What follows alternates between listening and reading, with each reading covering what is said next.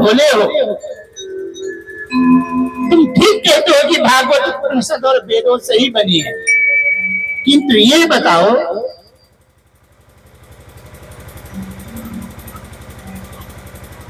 आम है, आम मीठा होता है, आम को देने वाला कौन है? उसका वृक्ष है। अब कोई व्यक्ति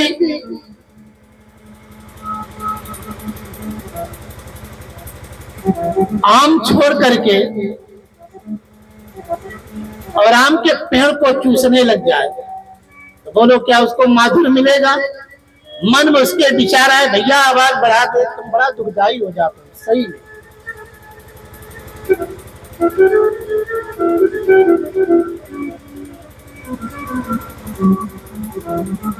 ये तो काशी नगरी, यहाँ तो साउंड बहुत अच्छे होते हैं, वर्णन नहीं कर सकते।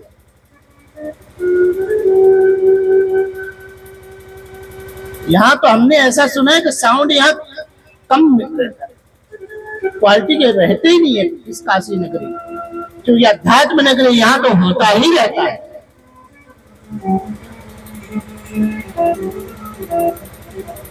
तो कोई आम को छोड़ करके आवाज बढ़ा दे भैया बैठे हो कि नहीं, आप इधर बैठ जाओ, नहीं देखो हम बहुत पिछले बार भी ऐसी की हमको साउंड नहीं मिलता सही आवाज, पता नहीं कैसे इतना साउंड रखे हैं, इतनी मशीनें रखी हैं, कैसी आवाज हो रही है, कैसे मुझे दिक्कत हो रही है, हम खुद ही नहीं समझ पा रहे हैं। इतने मशीन के होने के बाद भी मुझे साउंड क्यों नहीं सही मिलता है?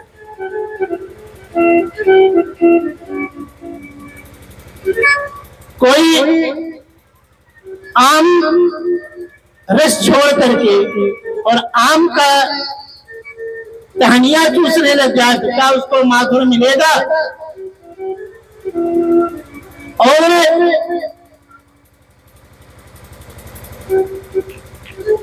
गन्ने के बढ़ा रहे हो क्या करो? अरे तो इसमें आवाज क्यों नहीं आ रही भैया? जब आप वहां चालू करा तो इसमें आवाज कैसे कम हो जाती है?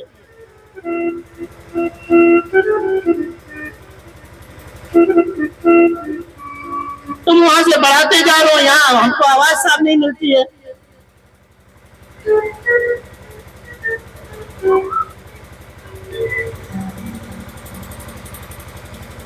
माइक पे ध्यान लगे, हमारा पूरा ध्यान ही भंग हो जाता है।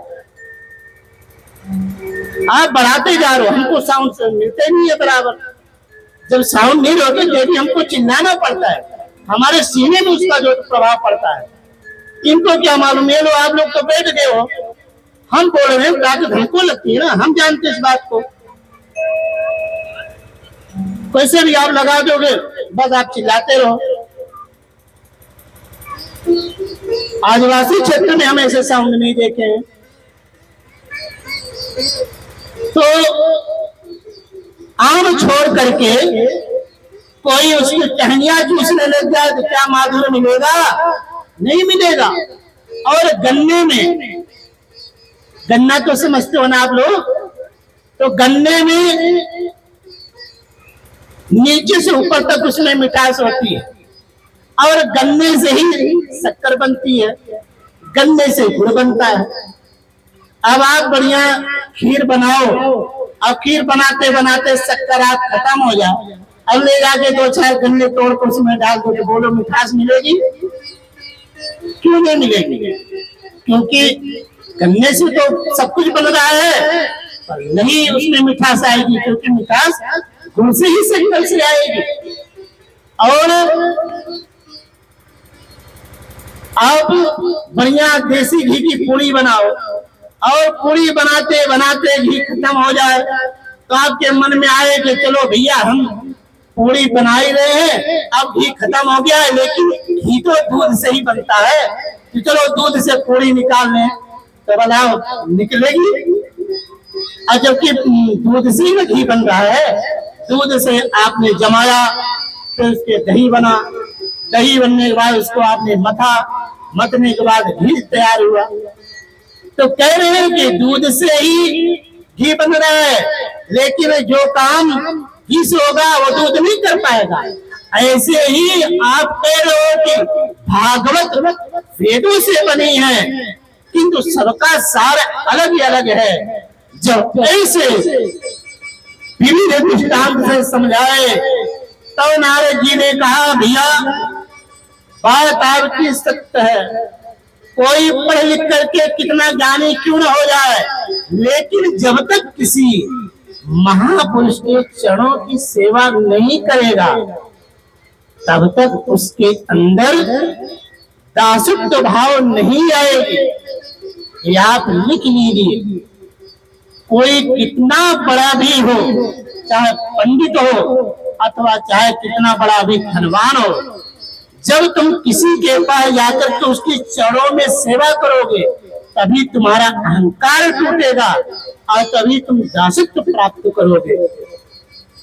कह रही है कि जब बड़ी भगवान की कृपा होती है तभी आप जैसे महापुरुषों का दर्शन प्राप्त होता है।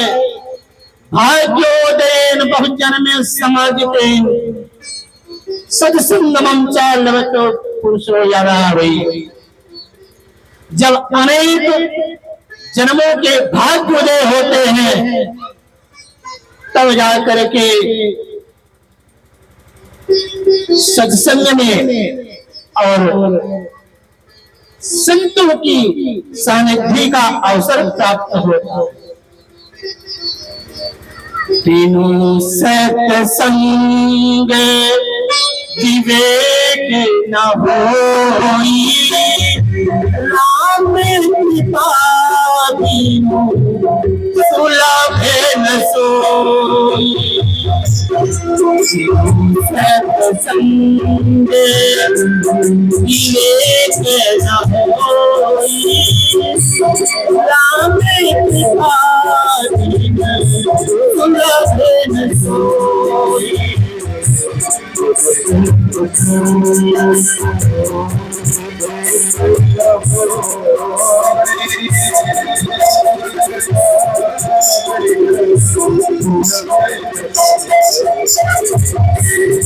आवत यही सर अति कठिनाई, राम कृपा बिनु आई न जाई।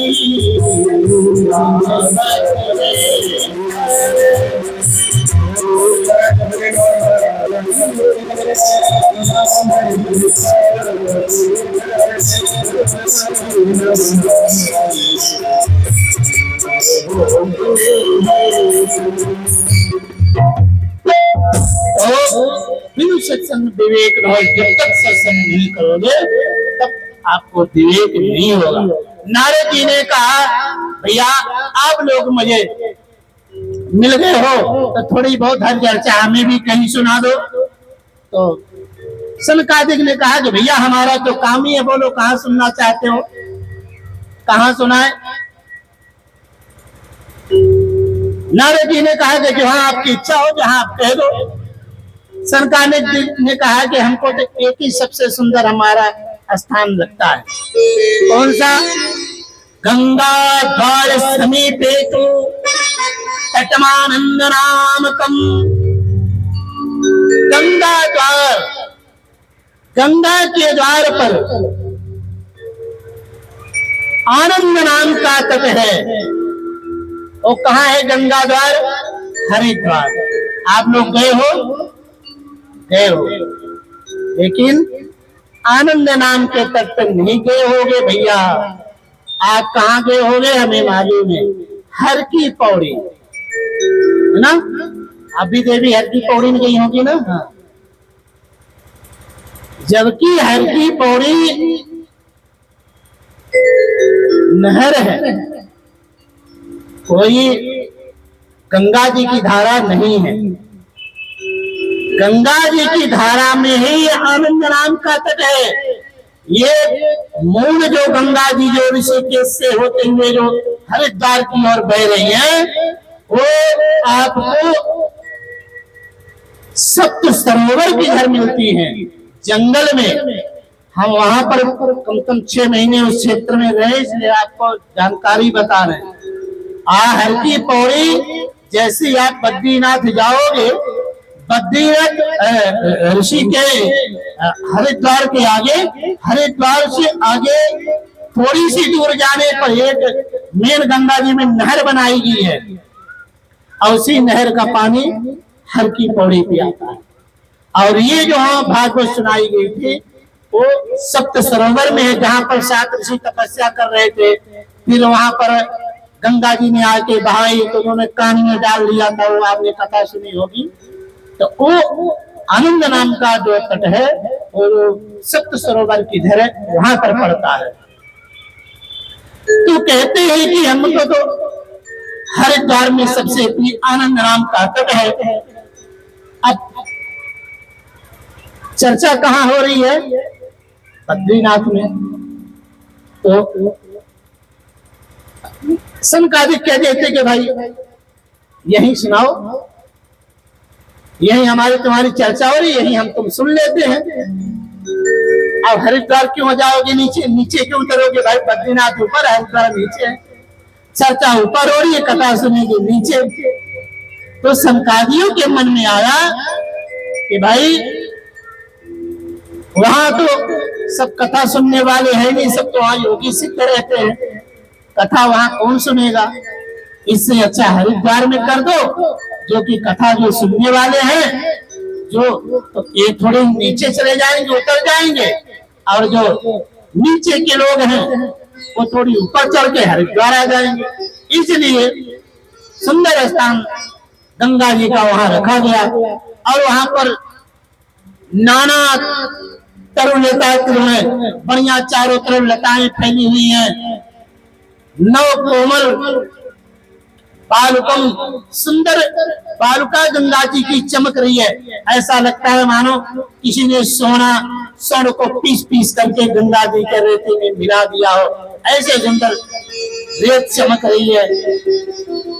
गंगा जी के अगल बगल में बढ़िया फूल सुगंधित हो रहे हैं, कमल पुष्प खिल रहे हैं।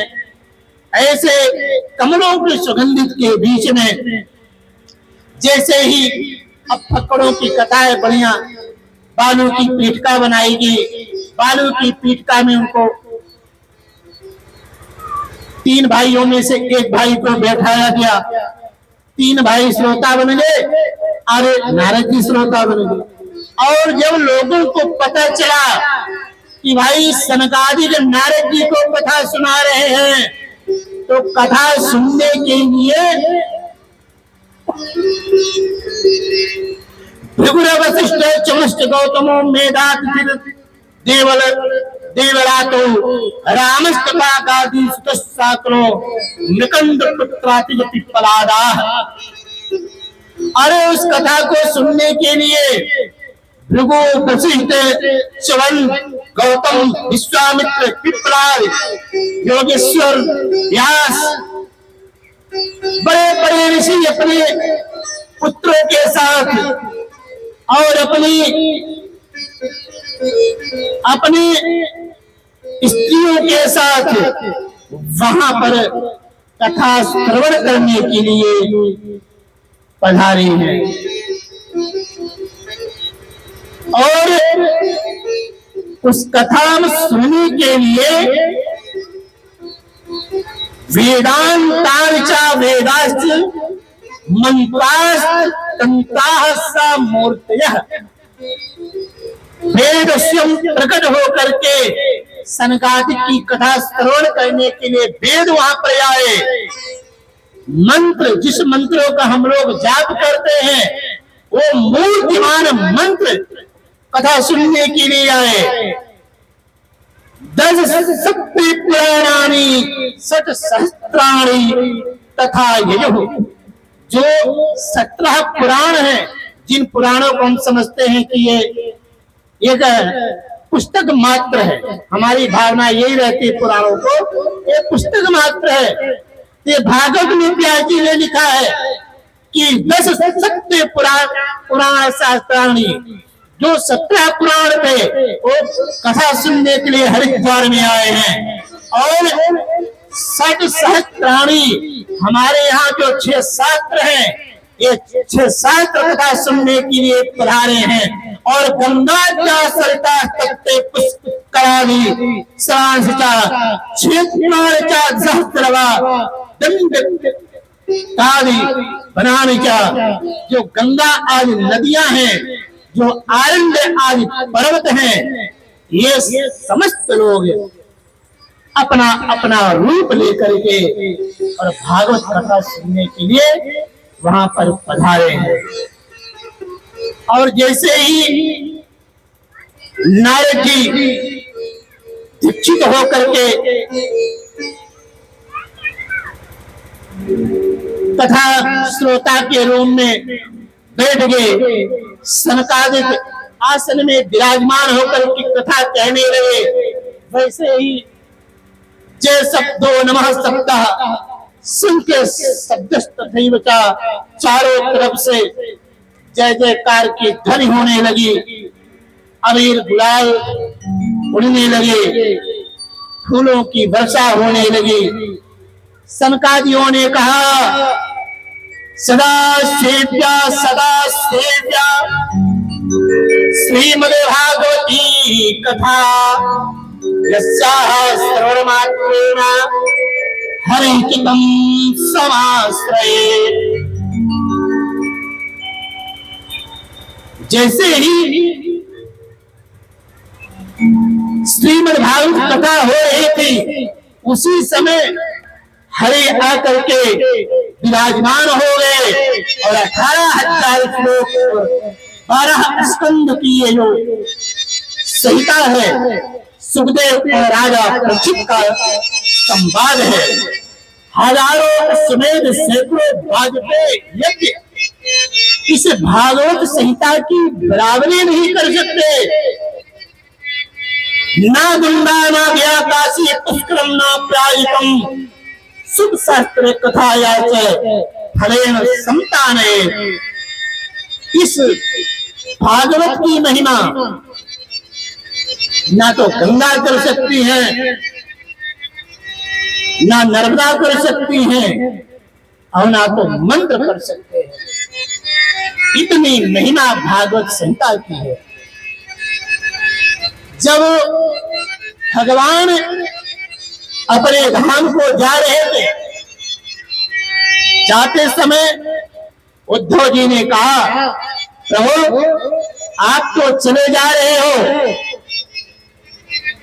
किंतु आपके जो भक्त हैं उनकी गति कैसे प्राप्त होगी, वो कैसे कल्याण को प्राप्त होंगे। उसी समय तिरोधाये प्रविष्टोऽयम्, थोड़ी आवाज धीमी करो, श्रीमद्भागवतार्वणम् तेनेयं वाङ्मयी मूर्तिः प्रत्यक्षया वर्तते हरे। ये भागवत कोई पुस्तक नहीं है, ये पुस्तक साधारण व्यक्ति के लिए होती है। तिरोधाय भगवान जाने से पूर्व ही प्रविष्टोऽयम् श्रीमद् भागवत में प्रतिष्ठित हो गए। ये भागवत तेनेयं वाङ्मयी मूर्ति, अरे भगवान की जो वाङ्मयी मूर्ति है, वो वाङ्मयी मूर्ति तो श्रीमद् भागवत संहिता है।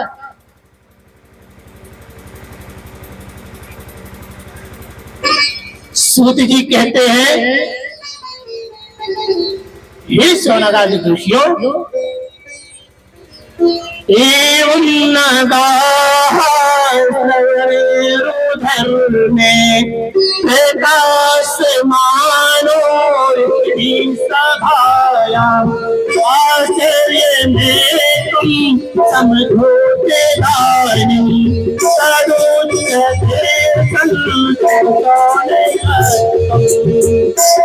भक्ति सुतो तौ तरुणो गृहीता प्रेम करुणा कापि राधे कृष्ण गोविंद हरे मुरारे राधे के नाम मधुर बदंती ताम जगताम भगवान भूताम सुचारु वेदाम अद्भुत दर्शा सती प्रवेश आत्मागतेयम मध्य मुनीरे राजकर्षयन्ता कुचुः कुमारा वचनं तदायं तथा से पतितादोनायं येयं गिरहता सत्यानि सम्मे सनत्कुमारं निजगादेनं सनत्कुमारं निजगादेनं सनत्कुमारं निजगादेनं। भागवत में कोई गायन करने वाले ना हो और बढ़िया कलाकार सब सुंदर मिलता रहे तो हर एक श्लोक को संगीत में बद्ध करके गाया जा सकता है। या श्लोक भी श्री कृष्ण हरे मुरारे इस लेकर गाया जाता है। तो जब ऐसा दोनों पुत्रों के साथ जब सप्ताह विधि हो रही थी, दोनों पुत्रों के साथ भक्ति महारानी वहां पर हरि नाम का उच्चारण करते हुए प्रकट हो गई। और जब उसी समय सभी लोगों ने देखा कि ये सुंदर सी नारी कौन है जो आभूषण पहने हुए है, ये कैसे यहाँ पर पधार गई है। उस सभा में जब इस तरह के तर्क वितर्क करने लगे, उसी समय भक्ति महारानी ने कहा, हे सनकादिक, आप लोगों ने जो यश का गायन किया है, मैं तो कभी में प्राय निष्ठ हो गई थी कि तो आपके इस गायन से पुनः मैं तरुणी हो गई हूं, जवान हो गई, नयुवती हो गई हूं। अब आप बताइए हमें कि हमारा स्थान कहाँ हो, कथमा प्रविष्टा कथमे गतेयम, हम कहाँ विराजमान हो जाएं। सनकादियों ने कहा, देवी तुम भगवान के जो भक्त हैं उन भगवान के भक्तों के हृदय में निवास करो, क्योंकि जहां तुम्हारा निवास हो जाएगा वहीं पर भगवान हृदय में आकर के विराजमान हो जाएंगे। इस प्रकार सनकादिक की आज्ञा पाते ही भक्ति महारानी भक्तों के हृदय में आकर के विराजमान होगी।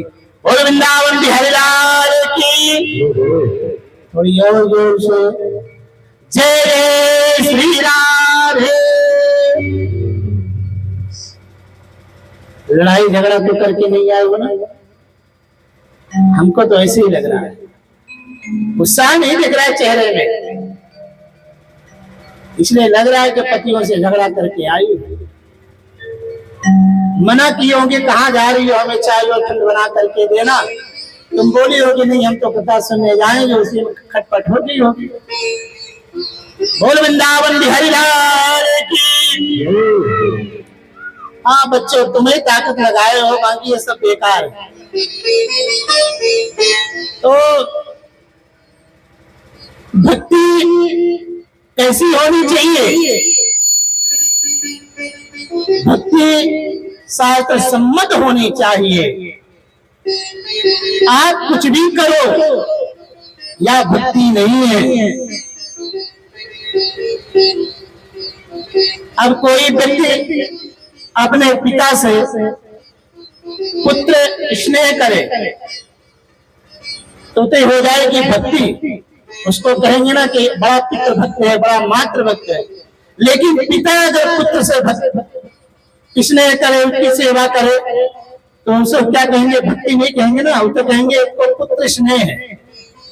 जैसे दशरथ जी कितना राम जी को चाहते थे, लेकिन कभी आपने सुना है कि राम जी के प्रति उनका भक्ति थी? यही ना कहते हैं कि राम के प्रति उनको बड़ा मोह था, बड़ा स्नेह था, लेकिन राम जी के दशरथ के चरणों में बहुत भक्ति थी, ये सब कहते हैं। तो भक्ति कैसी होनी चाहिए? तो भक्ति शास्त्र सम्मत होनी चाहिए। और अभियान महतो महियान, जो भगवान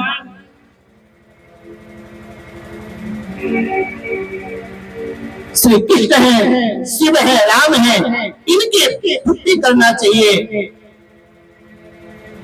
इनके स्वरूप का भक्त होना चाहिए। और अगर आज शास्त्र सम्मत भक्ति नहीं करोगे, शिरडी के साईं बाबा की भक्ति करोगे, तो क्या बनोगे? प्रेत बन जाओगे। क्योंकि भगवान की भक्ति करने से भगवान मिलेंगे ना, प्रेत की भक्ति करने से तो प्रेत भगवान नहीं मिलेंगे। इसीलिए कहा गया यह शास्त्र सिद्ध वर्तते काम करता न सा सिद्धि मवापनोति न सुखम न पराम गति। यदि शास्त्र सम्मत या काम नहीं करोगे तो आपको भक्ति नहीं मिलेगी, और मरने के बाद आप भूत प्रेत बन जाओगे। इसलिए